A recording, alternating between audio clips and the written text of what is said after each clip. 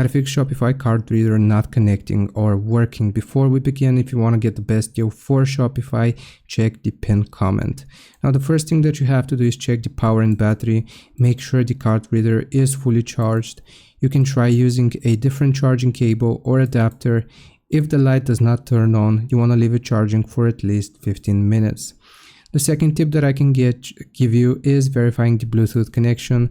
On your phone or tablet, you want to go to Bluetooth settings and make sure it is turned on. Forget to remove the reader if it shows up, and then you want to repair it. Keep the card reader within 3 to 6 feet of your device. The next tip is going to be restarting the devices. You want to turn off the card reader, wait 10 seconds, and then turn it on again.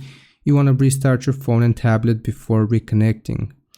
Check the Shopify POS app. Make sure the Shopify POS app is updated.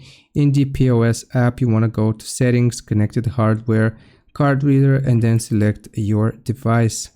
Clean and test. Make sure the chip and swipe area is clean. Try running a test transaction with a low amount.